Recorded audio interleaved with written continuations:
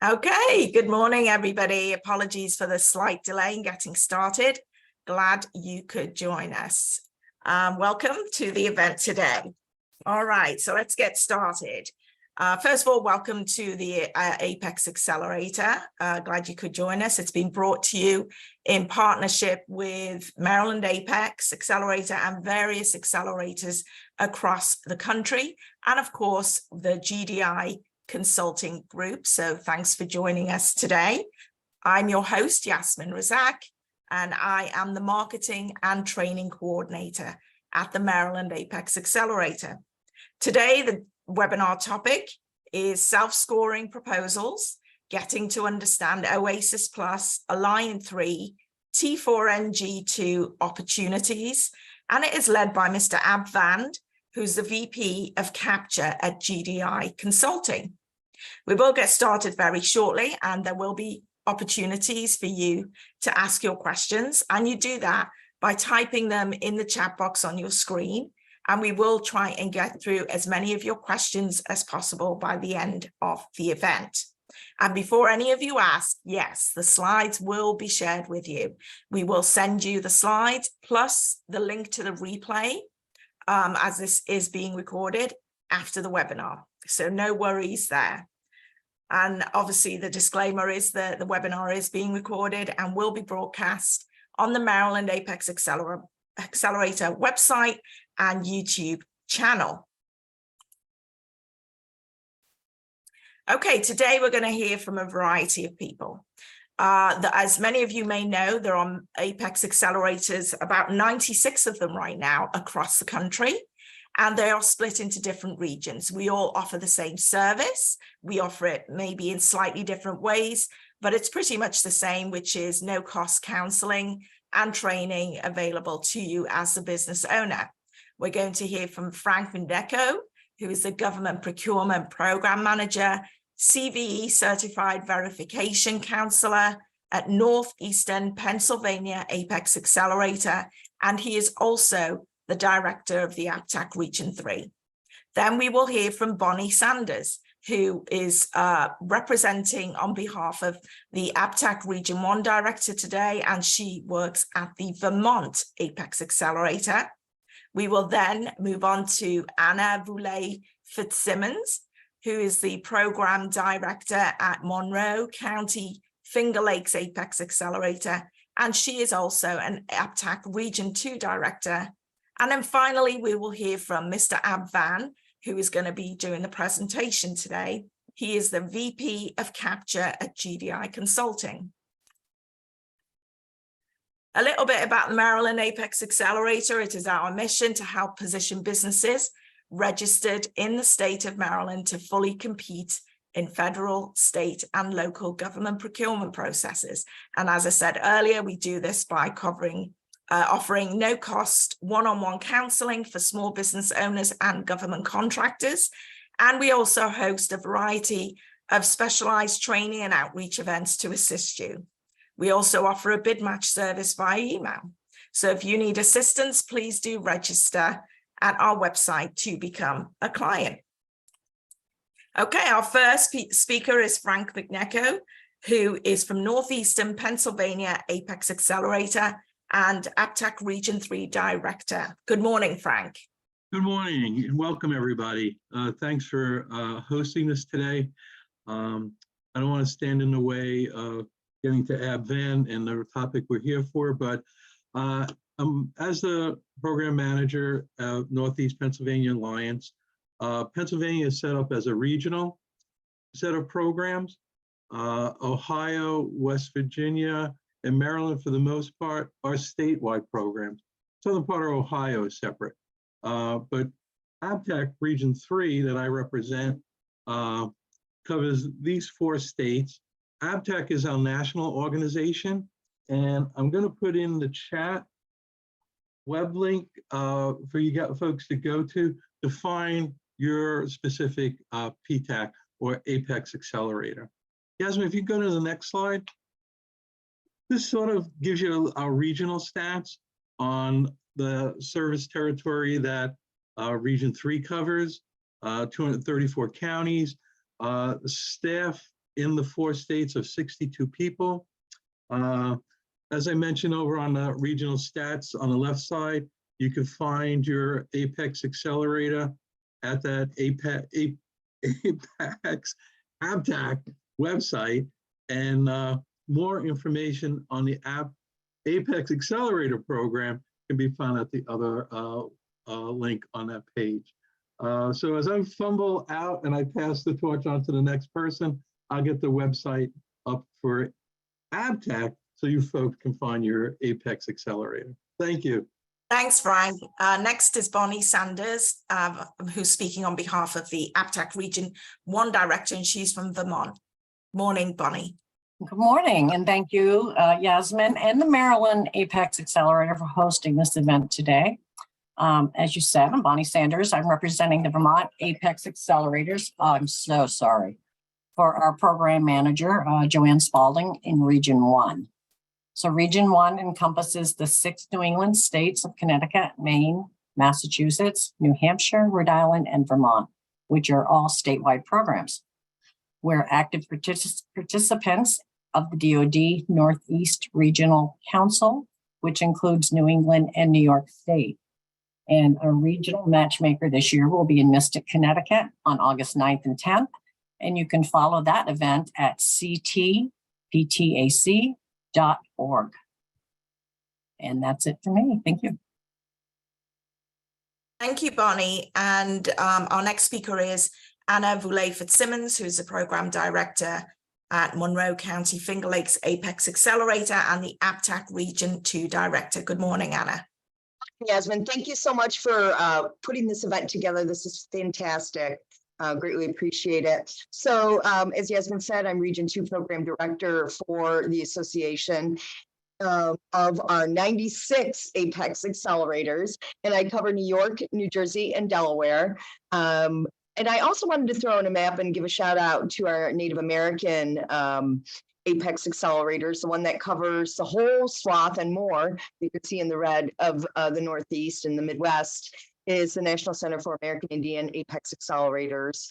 And you can, as Frank said, go to abtac-us.org. I did throw it in the chat. Frank, you may have done that as well. And you can find the Apex Accelerator that covers your area, or just reach out to us and we'll make sure to direct you accordingly. So a few fun facts about our territory. We have a huge population of over 30 million people. Thank you, New York City. Business enterprises, over 3 million. And, you know, we are working diligently, all of us across the country, to help businesses participate in the defense industrial base and the government industrial base. So we're working very hard on that.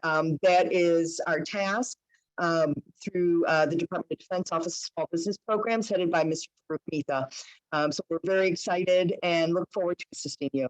And thank you again, Yasmin. Thank you, Anna. Thank you to all the region directors and Bonnie as well for representing. Okay, so now we're going to get to the meat of this. I'd like to welcome Mr. Ab Van, who is the VP of Capture at GDI Consulting. Mr. Van, if you would like to share your screen, and he's going to do the main presentation today. Feel free to type out your questions for him in the chat box, and we will do Q&A as well. Thank you. The floor is yours.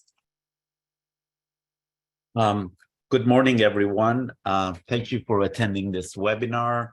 I will dive in very quickly into the material. I'm the VP for GDI Consulting. I've done over 150 of these types of proposal preparations, sub-scoring. So I'll try to convey as much experience I have to you that I can during this short time.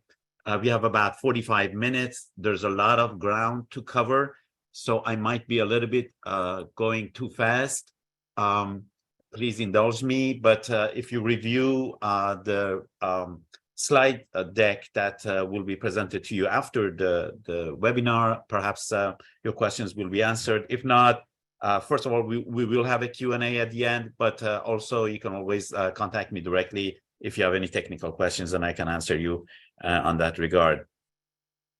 Okay, so the outline of the webinar is like this. We're going to go quickly over the history of self-scoring evaluation.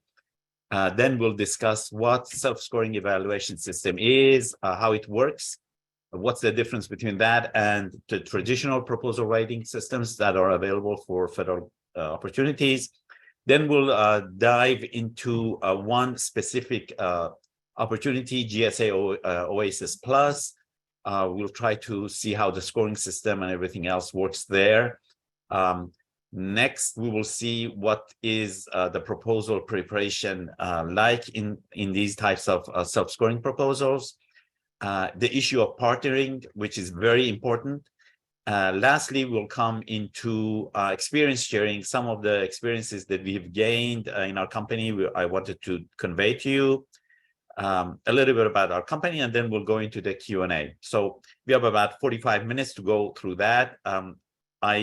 Since we're a little bit behind, I will try to go fast, first of all, and then use the 45 minutes to convey to you the material and then the Q&A at the end. So in case you have to run for something else, you just miss the Q&A and not the content. So let's get going then. So the first topic is history of self-scoring evaluations.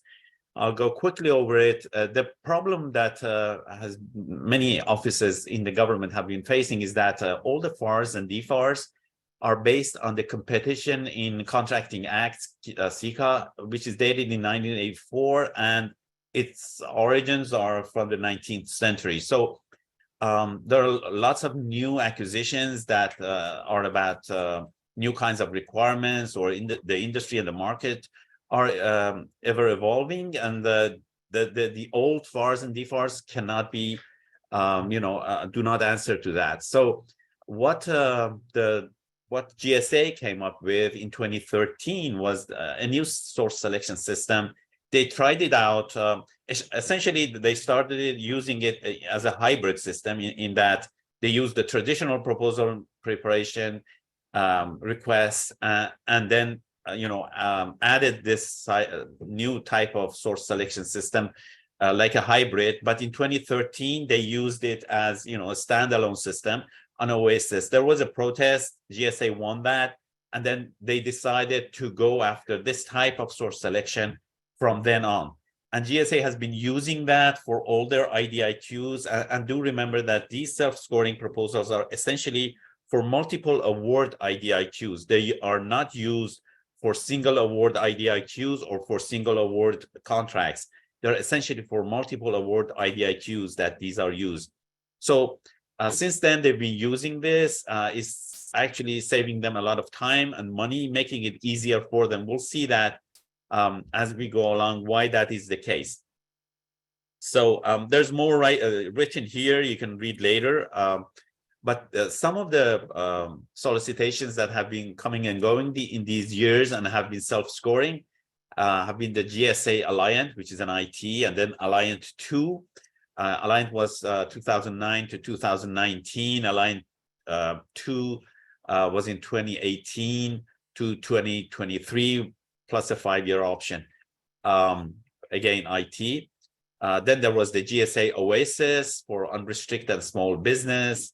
The original OASIS. There was VETS 1, which was the original one was 2007 to 2017, was a hybrid, but VETS 2, which started 2018 to 2028 for STB/OSPs, was a fully self-scored system. Same as HCATS from GSA again for unrestricted and small businesses. HCATS was for training and simulation and staffing services.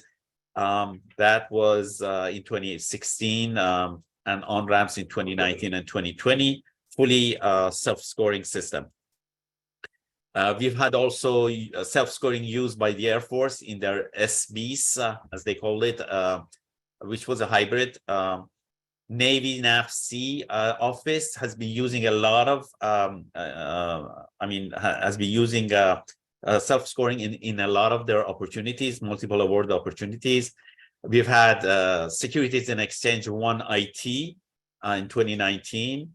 then GSA, DOD, Astro in 2020, and the famous HHS, NIH, CIO, SP4, many of you might have heard, IT and Health IT 2022, and then GSA Polaris in 2022. So these were the older ones in terms of what has been coming and going these years. But what is in 2023, there are 4 major opportunities. GSA OASIS Plus, which we will dive into later. It's an open ceiling, 8 domains, and by domains, they essentially mean 8 different services or areas, completely different from each other. VAs, the Veterans Affairs T4NG-2 was an IT and Health IT, $61 billion. It just closed, so that's essentially closed now. But instead of that, we have the PAX-3, which is coming in for small businesses for in around August or later. It's $5.6 billion, covering program management, administration, clerical, and technical services. It's for SDV, OSP, WASBs, hub zones, and 8A companies. PAX-3 is geared very much towards small, very small businesses, but small businesses who've done contracts with the government or non-governmental work as well, but have a lot of contracts. And the contracts might be small, even larger than, say, $50,000. That's good enough.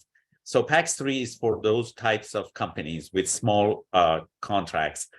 But GSA, OASIS Plus, and Alliant 3 are for larger businesses. Actually, Alliant 3, with a $50 billion IT budget, is for large businesses only, but the way it has been structured, a lot of teaming is being done.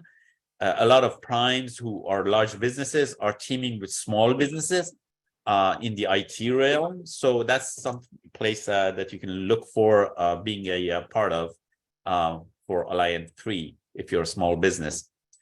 So these are the 4 major opportunities in 2023 and onwards. Okay, now let's look at what is a self-scoring evaluation. And the reason I'm using these pictures, the previous one had some formulas, this one has Einstein, is that self-scoring is a lot about analytics, and you have to do a lot of analytical work and juggling in your mind. And I'll show you why. So it's completely different from the traditional proposal writing. The traditional proposal writing was that the government would say, hey, I want to see what your technical capabilities are. I want to see what your management capabilities are, what your past performance are, and you would write towards them. So sometimes for larger opportunities, you would have to write 50, sometimes 100 pages of technical and management and that sort of stuff. A lot of writing was involved. But here, and then the government had to do subjective observation of all the proposals that they received. So if they received 600 proposals, they had to review all those 600 and then come up with some sort of a scoring system and subjectively assess the proposals one by one and then come up with the best, say, if they wanted to pick 10, best 10. So it was a hard problem for them. But here it's different. So let's look at how the system works. Let's look at what the government does first, the RFP stage. At the RFP stage, the government does 2 things. As far as the sections L and M and the requirements of the RFP are concerned, they have to spell out 2 things. First, they spell out how the scoring system works. These self-scoring evaluation systems are a new breed in that essentially you score yourself. The government tells you what the scoring system is, and you score yourself. So as far as the government is concerned, they have to spell out the scoring system. In other words, for example, they say if your if you have a contract that is over $1 million, you get 2 points. If you have a contract that is over $5 million, you get another 2 points. If you use, these are just examples. If you use more than 5 FTEs, full-time employees in your contract, you get extra 2 points. If the contract was performed, say, outside US, you get another point. If the contract was performed in multiple locations, you get more points. So they spell out different factors that will give you the scores, and they will also specify what score is for each factor. So essentially, they must provide you with a table of how they're going to score and what are the scores. So that's the first thing the government does in their RFP. And then the second thing that they do is they explain how you're supposed to prove that you have scored yourself properly. Because I, as a contractor, can say, hey, I deserve all that scores. I get full points, but who is to prove that? So they want proof. And the proof, it comes in the way of contract documents or specific documents that you have to present to the government. These are documents, they're not written, so you don't write anything. Proposal writing in self-scoring evaluation system is negligible, maybe 1 or 2 pages overall. Everything is based on contract documents like, say, SF-33s or statement of work, everything that is already there. You just prepare them in a proper way, highlight them, annotate them, things like that. And that's how the government, the RFP actually spells out what they want to see for you to prove the claim score. So this is an example of the first thing that the governments give you. So this is a table from one of the RFPs, previous RFPs on OASIS, in fact, the original OASIS. And here they're saying, for example, the second column says point value. They're giving point values, what the value is for each of these items. So the first blue one says, if you have a contract that the project averages $4 million or more on an annual basis, but less than $6 million, you get 75 points. So this is a table that actually shows you what the score is. And then in more detail, they will spell out how you're supposed to prove that 4 million. For example, they'll say that if you want to prove that your contract was $4 million, you have to provide the award document plus all the amendments, something like that. So these are what are spelled out in the RFP. Then we will not continue with the evaluation stage under government. We'll jump over to the contractor side, because the RFP is sent to the contractor, and the contractor prepares this proposal in 3 stages. First, it assesses where it stands, whether it has the minimum qualifications, whether it has the proper score, and if it needs any partners. So to understand that, then obviously, as a contractor, you must read those RFP sections L and M, understand the scoring system, how it works, do a gap analysis for yourself, and find out if you're good, or if you can go solo or you need partners. And then based on that, you move into the second stage, which is the proposal preparation. You provide your self-scoring spreadsheet, you fill it out, what your final score is, and then you start substantiating your claim. By that, I mean you actually put those contract documents together, because that's essentially your proposal. A proposal in these self-scoring evaluations opportunities is just contract documents that you put together, highlight, annotate, and prepare them in the way that the government wants to see them. So that's essentially what you do when you prepare your proposal. And then in the final stage, you submit your proposal. If it's a GSA, they have a special site called Symphony for all the opportunities. You submit to that. And it's not a copy-paste. It usually takes around a day work to actually submit. Other agencies, they ask you to send it by email or copy it to a CD or DVD and submit. So it depends on how they want to look at it. Now let's come back to this table. I want to explain something else. What I meant by analytics. Obviously, you want to have the highest score. And for this, for example, OASIS SP, this was a previous OASIS, you were supposed to provide 5 past performed contracts. Now, you might have, say, 10 contracts overall that you have performed.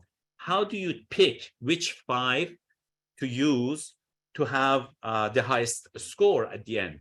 It's not necessarily the largest contracts, and that's what I wanted you to see. Look at the blue, 2 blue boxes. The first one says projects averages $4 million or more on an annual basis, but less than 6 million. And you get 75 points for a project that has that. The second blue box says project involves the performance and or integration of 6 core disciplines, like 6 different areas of work on the statement of work. You get 100 points. So if I have a contract that is between 4 and 6, and it covers 6 core disciplines or 6 areas of work, I get 75 plus 100, it's 175 points. So that's the score that contract brings me. Now I have a larger contract. Look at the red boxes now. Projects average 6 million or more, they get 100 points. So I have a contract that has, is $7 million annually. So I get 100 points there. And then the second box, red box, says, but that same contract covers only, say, 4 or 5 areas of work or core disciplines, as they call it. So I get 50 points for that. So this project, I will get a maximum of 150 for it, whereas for the other project, I would get 175. So you can see that the value of the contract by itself, the larger contract, did not necessarily bring me, more points overall. The smaller project got me 175. The larger project got me 150. And these are just 2 factors. There are multiple factors, sometimes 20 factors, 25 factors, depending on the opportunity, that play into the scoring system. So you really need to juggle around these scores and do a lot of analytical work. It's like a multi-dimensional equation with, say, 25 different unknowns or variables. And you have to juggle around to find out which 5 would be the best to pick in case of OASIS, which allows for 5. Some of them allow for 10, things like that. So as you can see, a lot of analytical work goes into it. This I wanted to impress on you. Instead of writing skills that are usually used for traditional proposal writing, so you want somebody who has a very good writing skill. Here, you want somebody who has a very good analytical skill, because they have to juggle around these criteria and come up with the best score and optimize it. Lastly, let's look at what are the benefits and weaknesses of this system. As far as the government is concerned, the benefit is that it doesn't have to evaluate hundreds of proposals, just the number to be awarded. Why is that? Okay, assume that we are going after an opportunity. Say it's Alliant 3. Alliant 3 is going to have 60 awardees, but I'm sure that about 500 companies are going to submit proposals. If it was the traditional way of proposal preparation and evaluation, then the government had to read 500 different proposals, each of them say 50 pages, 100 pages, then try to ensure that they're doing just evaluation, giving proper scoring to all the companies, and come up with the best 60. It's a hard work, takes a long time, and usually, as you're familiar with it, a lot of protests from different companies saying, hey, you were not, you didn't do a proper evaluation. Here I said this, here I said that. So a lot of protests and a lot of problems, and delays. Here, in a self-scoring proposal, what the government does, okay, they say, okay, I want to pick 60. Okay, I will rank all these 600 proposals based on the self-scoring they have done, pick the top 60, check that those 60 are okay, they're compliant, their substantiation is okay, If one of them is not, throw it away, bring in the 61st and check that. And this way, finalize it and award. That's it. So at the end of the day, the government is not going to review 600 or 500 proposals. It's going to review only 60, the number that it wants to award. And it just checks whether the numbers are correct. And if the substantiation, the documents that have to prove it are in place. That's it, they award. So you can see it makes it much easier for the government. It reduces the cost, reduces the timing, and it makes it easier as a whole. So that's why. And also in most of these self-scoring, price doesn't play at all into it. Sometimes they ask you to provide ceiling prices in some of these self-scoring proposals, but that's just ceiling prices for LCATs, for labor categories, nothing involving, performing projects. So the actual pricing is done at the task order level. So again, that makes it also easier for the government. They don't have to compare prices between companies. Finally, the process is much less prone to protest because there's less subjective determination. Either you have the points or you don't have the points. So what is there to protest against? So you can see that it makes it much easier for the government to work. What are the weaknesses? Not many contracting offices and officers understand the system yet, so they shy away from this. It's hard. So GSA has been doing it, but other agencies are very slow on going into it, but they're picking up slowly. It's the way to go in the future. So as far as contractors are concerned, you really need to understand and become comfortable with it, because more and more contracting offices and agencies are using it. Another weakness is that you must carefully define the scoring system. If you don't do that, then you don't pick those companies that really deserve to be selected. I have many examples of that in the initial days in which GSA, for example, provided scoring systems and provided points to factors that were really not important as far as picking the best contractors. But they're learning their lessons as well. And then you need strong legal wording against protests, because the whole thing, the whole RFP is new to agencies, and they might make mistakes. So they have to be careful there. Now, as far as the contractors are concerned, you don't need to write elaborate technical responses that could be subjectively put aside. You can leverage on your past experience and past performance fully, and you can clearly estimate your P-win, probability to win. You know from the beginning whether you're going to win or not. In fact, you know from the beginning if you should go after the opportunity or not. Say the opportunity asks that you have to, this is just a imaginary requirement, that you have to have 5 contracts that are over $2 million, and you don't have any. Well, you don't go after this opportunity. You don't spend money on the proposal or your own staff's time on the proposal preparation. On the other hand, you know that you have 5 contracts that are over, say, $250,000 per that specific requirement of the RFP. And so from the beginning, you're sure that you're going to win. Just make sure that, everything is in compliance and, you're doing it well, and you're sure that you have that contract in hand. So it's much easier as far as the contractor is concerned, estimating your P-win and being sure whether you should go after it or not. What are the big weaknesses? The burden of evaluation is obviously put on you, on the contractor. It has a lot of complex document management work. As I said, a lot of work, highlighting and that sort of thing. You need strong analytical intuition that I mentioned. Compliance issues are a killer, and we'll get to that quickly later on. If you might have the best score, you might have the best proposal prepared. If you're not compliant, they'll just put you aside. It's a new process to many seasoned proposal managers. Most proposal managers are comfortable with writing proposals, heavy writing lifts. But here it's different story. So it's new to everyone.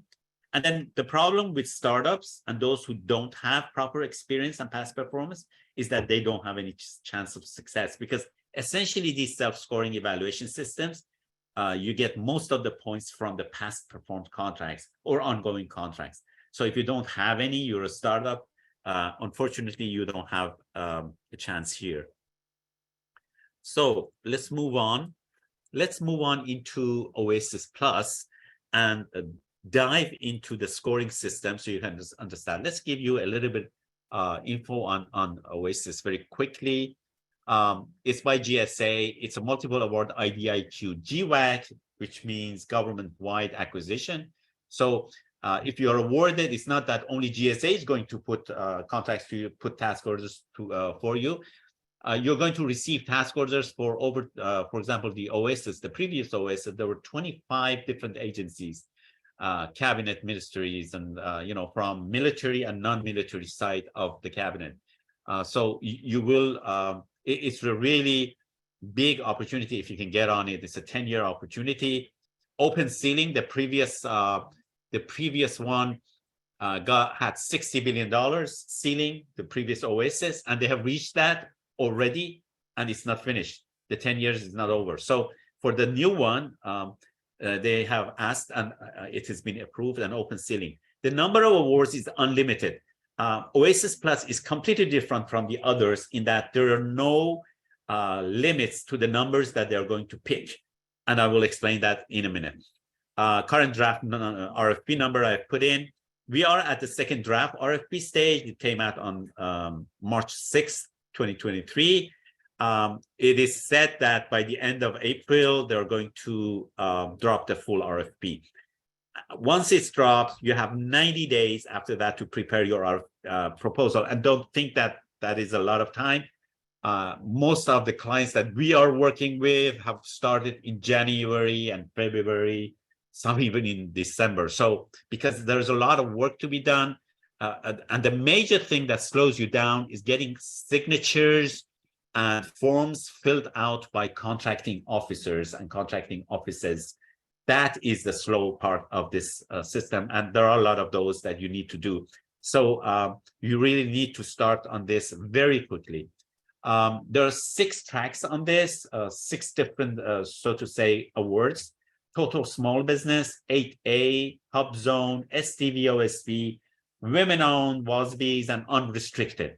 You can participate in one or you can participate in all. So, I mean, any number of these. But remember, if you're a special set aside, say you're a WASB, you also must submit a separate proposal for total small business. Total small business is a complete separate track. So if you're 8A, hub zone, STV, OSV, or WASB, not only you must submit for those, whichever your set aside is, but you must also submit another one for total small business. And all can submit for unrestricted at the same time. And many small businesses are doing it because there is no competition. As long as you have the score, you're there. And you'll get task orders. If you're awarded, you'll get task orders for unrestricted as well.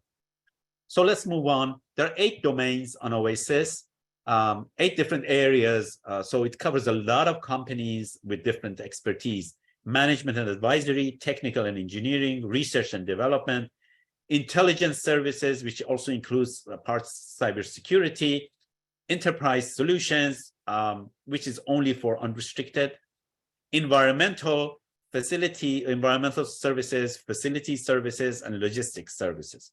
So you can see it covers a lot of space, a lot of expertise. You don't have to have all of them. Many companies are going just for one, say technical and engineering. Many companies are going for 2 or 3. So, you know, you can go for all if you want. There is no restriction. Okay, now let's dive into the scoring system. So the scoring system works like this. The maximum score you can get for all of the domains, it doesn't matter which domain you're going after, those 8 domains, is 50. As far as the small business is concerned, the minimum qualification score is 36. If you're a large business, it's 42. I haven't written it, but for large businesses, it's 42. What does that mean? It means that if you're above 36, if you can get a score above 36, you are automatically awarded. There's no competition. They're not going to, unlike other opportunities, they're not going to rank the proposals and then pick say 20, pick 50, something like that. As long as you're above 36 after they do the review, after the government reviews your proposal and you stay above 36, you are awarded. That's it. So it's a very good thing as far as competitive opportunities are concerned. You don't, compete against anyone.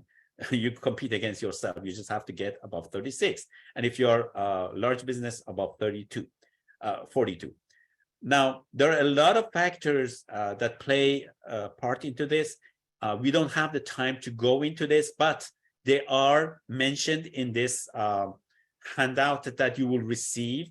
So I will skip many of them, but you can read from the slide deck and be more comfortable with it.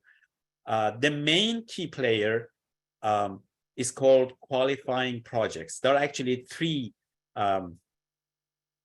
players, three main factors. One is called QPs or qualifying projects, and you can provide 5 of those, so 5 projects. So 5 projects or 5 QPs is the main key player. The other factor that brings some points are the federal experience projects, and then lastly, system certifications and clearances. And you can see from here that the 5 qualifying projects, they'll give you 35 to 45 points. So that's the majority of the points you can get to out of that 50, the maximum 50. So you can see that the 5 qualifying projects are the king. You should focus there, not try to focus on, say, getting better systems and certifications and clearances, or even better federal experience projects. Because when you look at the numbers, you can see how they compare. Let me show this to you graphically. So this is the graphical representation under each of the domains. You can see, for example, look at the T&E, technical and engineering. You get about 41 points for qualifying projects and only 5 points for federal experience and 5 points for systems and certifications. Blue is qualifying projects, orange is federal experience, and gray is systems and certifications. So again, you can see why you should focus on qualifying projects.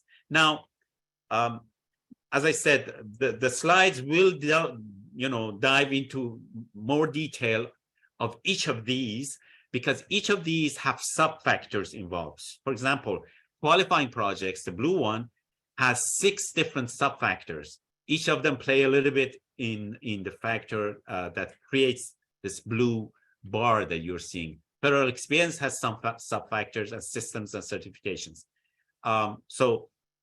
But we'll just look at very quickly on overall view of the QP scoring factors. As I said, there are 6 factors involved: relevance, scale, integrated experience, specialized functional experience, management and staffing, and past performance. And you get points for each of these that build up that blue bar that we saw. Now, let's look at how they play around in different domains. You can see that in most of the domains, the light blue one, which is called relevance, has the highest score. So again, within the QP factor, relevance is the most important one that you should focus on, except for intelligence services, where it only gives you 10 points.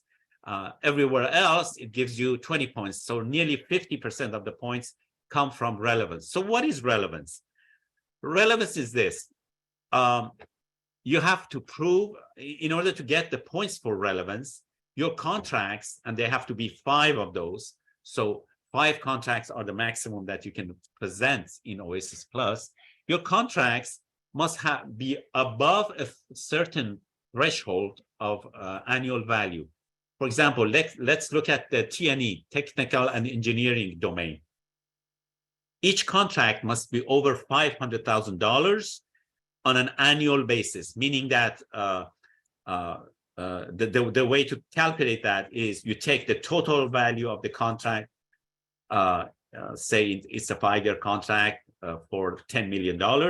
So you divide 10 by 5, and it's $2 million. So the annual value of that contract is $2 million. Or maybe it's a $600,000 contract for 1 year. So the annual value is $600,000.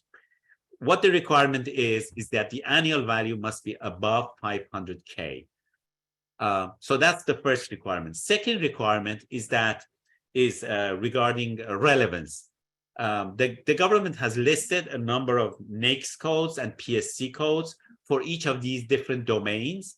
If you have that NAICS code or PSC code on your contract document or on the FPDS website, which is a government website for its contracts, then you're good to go.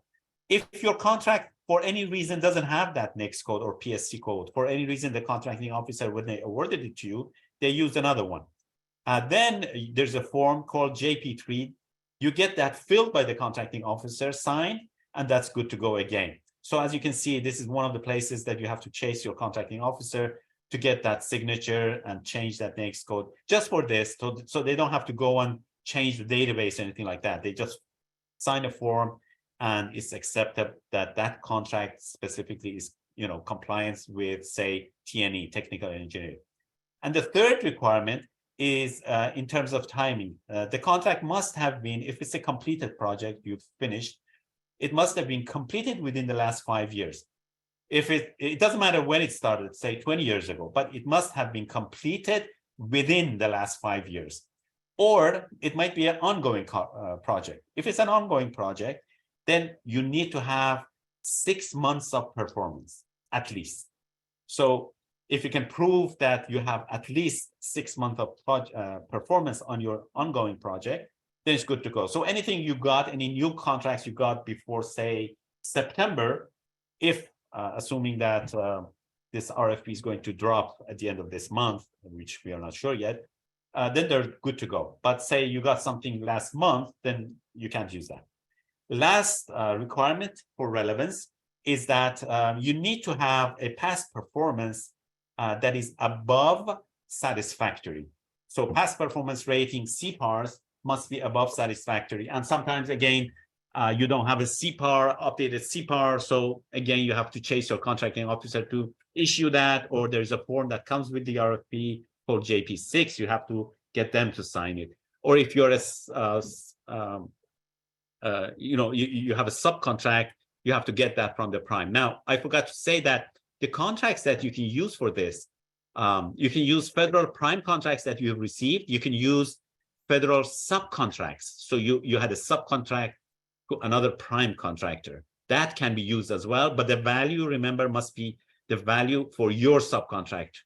So that $500,000 must be your contract, not the prime's contract.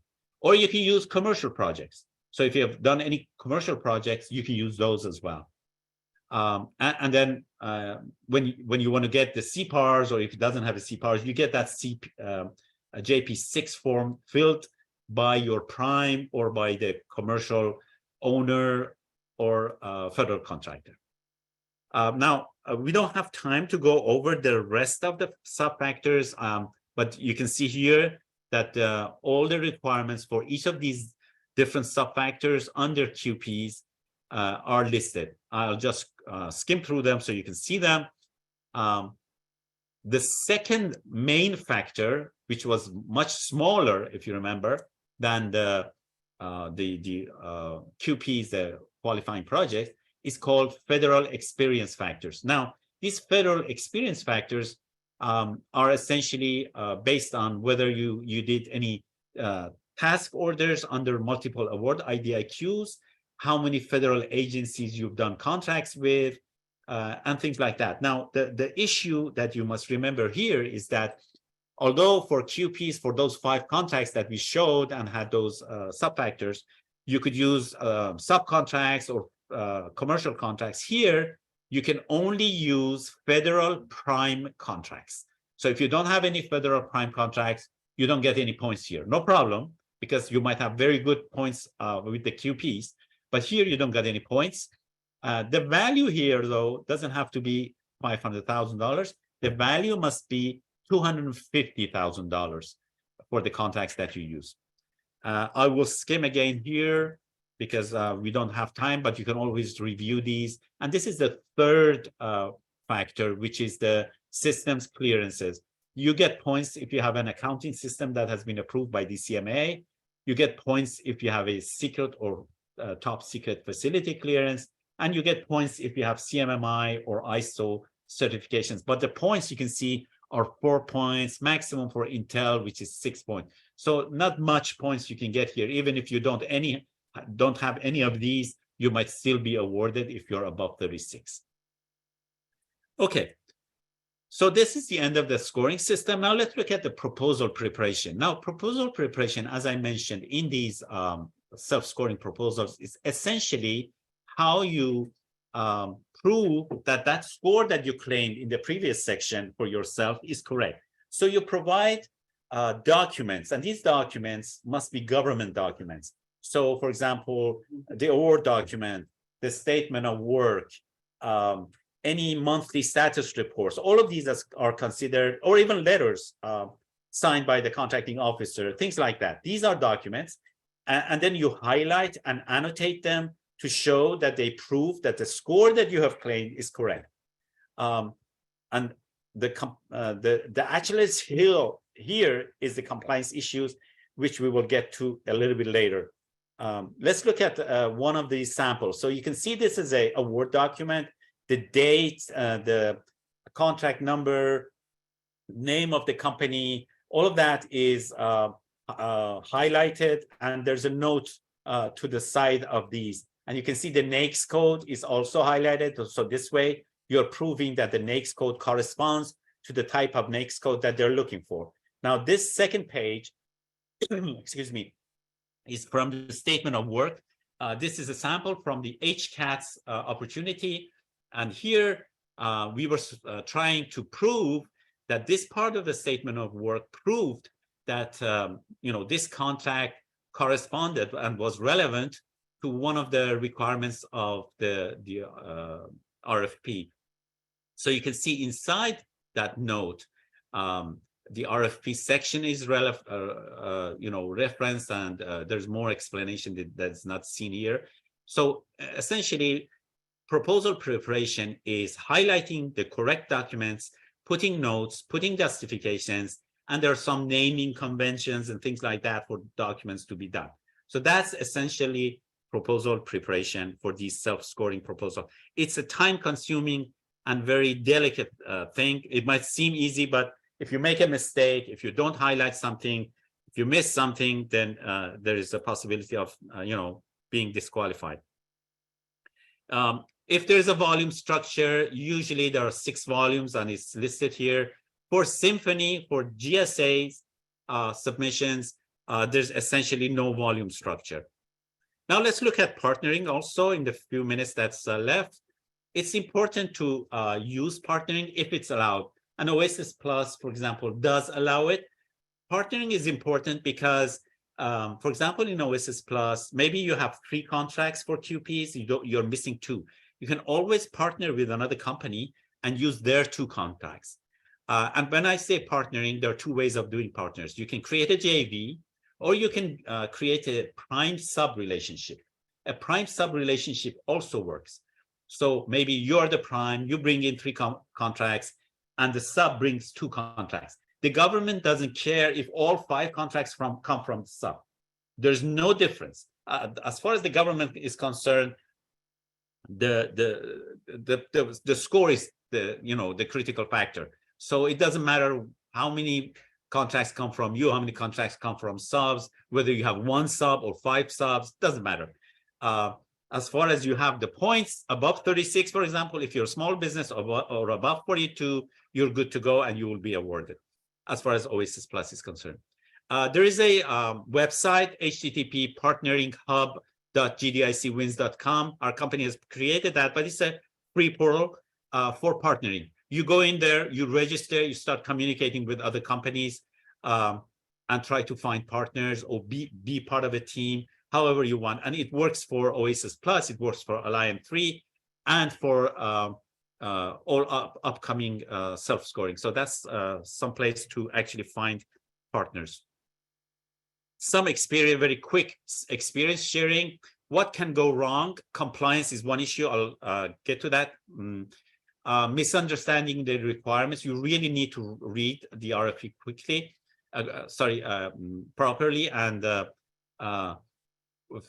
understand it well. read it multiple times. Not maximizing your score, which sometimes comes from not understanding the requirements and sometimes just missing issues. Not substantiating your score properly. So you might get and deserve the best score, but if you don't substantiate it, if you don't provide the proper documentation, you just don't get the points.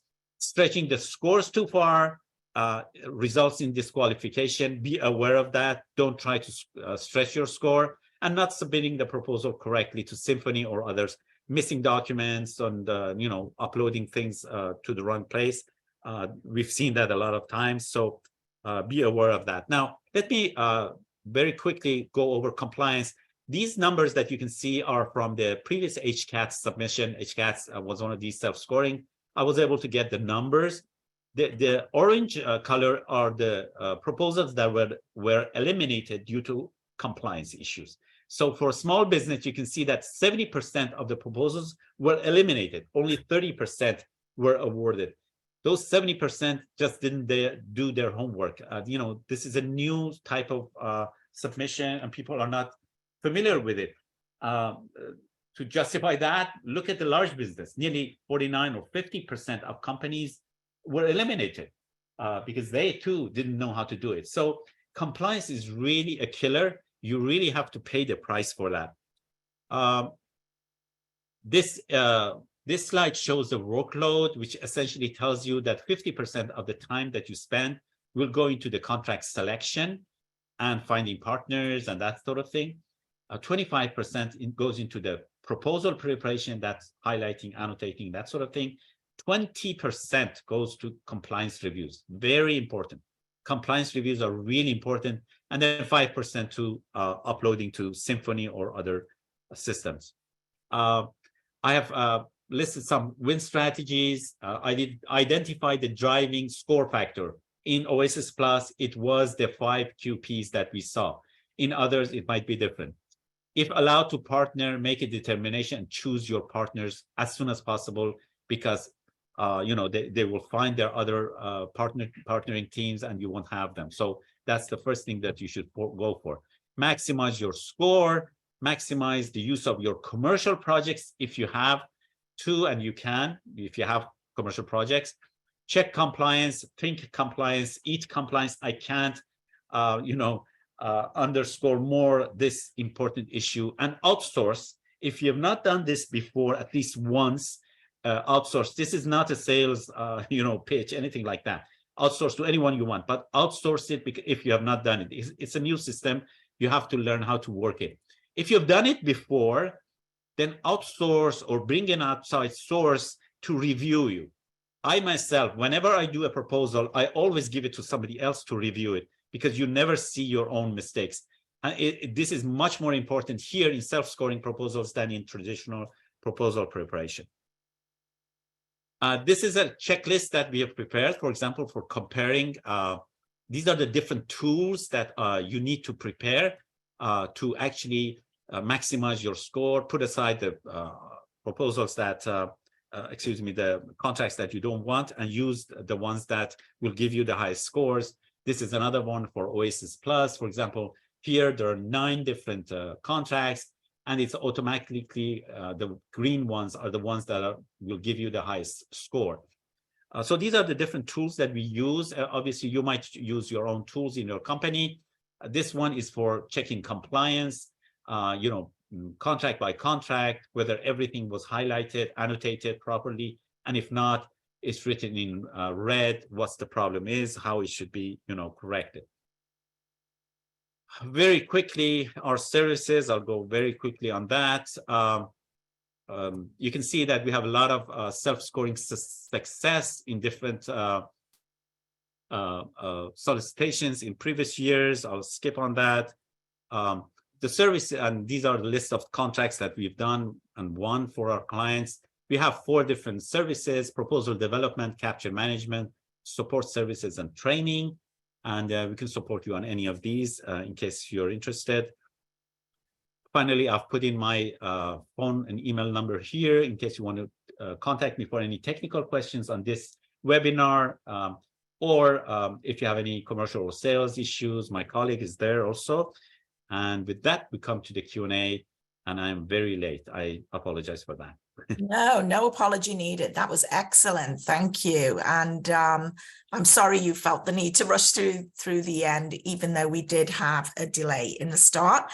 I'm happy to stay on and do Q&A. If you cannot stay, I understand. This is being recorded, so you will be able to listen to it again on the replay. Okay, so let's go through some of the questions. And of course, if any of the region directors would like to chime in on anything, feel free to do so, either by unmuting yourself or by typing them in the chat box. All right, so one of the questions is, what if you don't have any qualifying projects with high enough value for a small business track? In our case, it's environmental. We have federal contracts for less than 250,000 in the last 5 years. Is there a way to support a larger company's proposal? Okay, to be honest, unfortunately not. There's only one way I can think of it that you can, because if you partner with a large company or a larger company, they still have to bring in your contracts. And since your contracts are less than 250K annual value, obviously they don't get any points, so they will not partner with you. The only thing the only way I can think for very small businesses is if you're a special set aside. If you're a hub zone, if you're a women-owned, STVOSB, what did I not cover? Four different types. STVOSB, hub zones, 8As, yes, and women-owned. So these four. If you're one of these, don't have any contracts, there are out there some companies who have a different set aside. Say you're a hub zone with no contracts, and there is a STVOSB company with a lot of contracts. They can participate in the STVOSB track, and when they are awarded, they get the contracts, the task orders for that. But they cannot get the task orders for your track, which is hub zones. Now, what they're doing, some of them, is that they're coming behind you, for example. So you will be the prime. They will bring all their contracts under your name. They will be your sub, and essentially you will be awarded a hub zone track contract. Obviously, there will be some business, agreement between the two of you on how to perform and things like that. But what they gain from this is that they gain actually being able to perform task orders under hub zone when they really cannot do it. So that's something you can take to the table when you're negotiating. There are not many companies that are doing that, stronger companies, but that's the only thing I can think of that can help you in terms of negotiating a teaming partnership with another company. Over. Thank you. Okay, our next question is, we have an OTA with multiple task orders that are all different efforts. Is this considered one past performance, or can we list each task order separately? Each task order under multiple award or single award, IDIQs or BPAs, can be used as a separate QP, as a separate FEP, Federal Experience Project. It can be used, but yes, that's it. That's the answer. Okay, thanks. You mentioned there needs to be a separate proposal if you have a set-aside designation. Right, so there are 6 tracks, total small business, women-owned, 8A, hub zone, and STVOSB, and unrestricted. If you want to go for these and receive task orders after you're awarded for any of these, you have to provide a separate submission. So that's separate submission under that particular domain. So there's 8 domains. 8 times 6 is 48 different types of submissions if you wanted to go for everything. But essentially, to answer you, yes. So say you're a hub zone and you're also a women-owned, so you must make 3 submissions: a hub zone submission, a women-owned submission, and a total small business submission. All right, great. Let me see if anything new has come in. Can we use the same past performances for the different tracks? By all means, yes, you can. You just have to prove that contract actually covered both, did you say tracks? Oh, yes, for tracks, yes. So essentially, submission for different tracks is very easy. You don't have to change anything. Perhaps you have to submit, you're a women-owned certification, things like that. But all the other proposal preparations that you make, you just copy paste them again. So in Symphony. So Symphony makes it very simple to do it. I also should, since you asked it, you can use the same contracts for multiple domains as well. So the question was with regards to multiple tracks. I said yes, by all means, but you can also do it for multiple domains. So assume you have a contract that covers 2 domains. It covers technical engineering, and the statement of work also covers research and development. You can actually use it for 2 domains. So it doesn't mean that you have to go for 1 domain only. Of course, you have to have 5 of those such contracts for each domain to be able to win. But just to answer any questions that might pop up, yes, you can use the same contract for 2 different domains. You just have to prove relevance. Okay, wonderful. Well, we've tried to address as many as because we got a lot of the same questions, so try to address as many as we could. If you have any questions that haven't been answered, or you want to follow up with Mr. Van, feel free to contact him and his team. I will be sending this information out shortly, and the recording as well, so you can watch it again and share it with your colleagues if needed. So I'd like to thank Mr. Van for doing this today and relaying this information, which can sometimes appear to be quite complex, and he's explained it in plain English, we really appreciate that. And of course, I'd like to thank all my colleagues at the various regions, Anna, Bonnie, and Frank, for participating today. We couldn't have done it with you guys. So please do remember that your Apex Accelerator is there waiting to assist you. So please do find out who your local Apex Accelerator is, sign up, get that counseling. We want you to succeed in the government contracting arena. And if you want any further information on GDI Consulting, you have their contact information as well. So thanks again, everybody, and we hope to see you at a future event. Take care. Bye-bye. Thanks, Yasmin. Thank you. Thank you, everyone. Thank you.